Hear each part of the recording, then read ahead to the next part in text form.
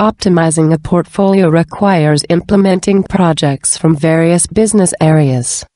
Having variety reduces risk to the organization and helps it improve more than one area at a time. Several indicators can help determine whether your organization's portfolio is balanced. For example, a portfolio can be considered balanced if the projects align closely to the organization's business strategy, if the majority of funds and resources are allocated to the most critical projects, and if the portfolio includes a mix of both stable and risky projects. A portfolio can also be considered balanced if a positive relationship exists between the portfolio's expected value and the amount of money put into it, and if the projects finish on time more often than they fall behind schedule. In addition, a portfolio is balanced when projects' results consistently match expectations and when the portfolio has few or no small-scale, low-value projects.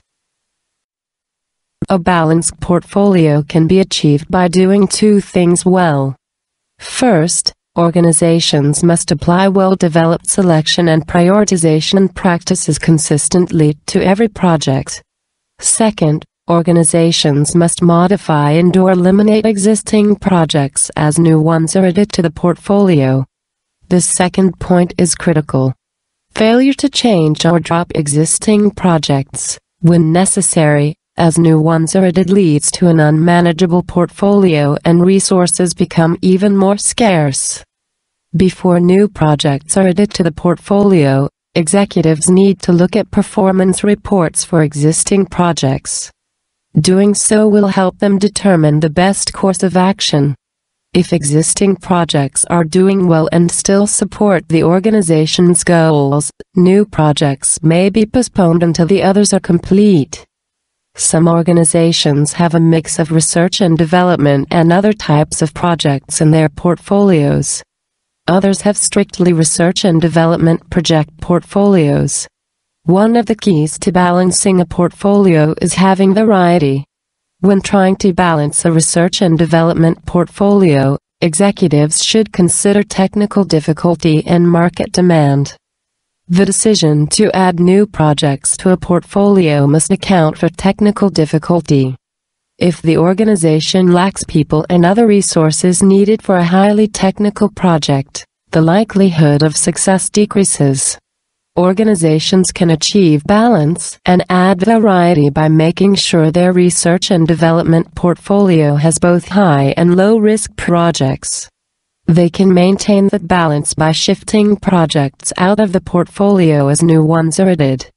The decision to add new projects to a research and development portfolio must also account for the current and potential market demand for projects' outputs, or products.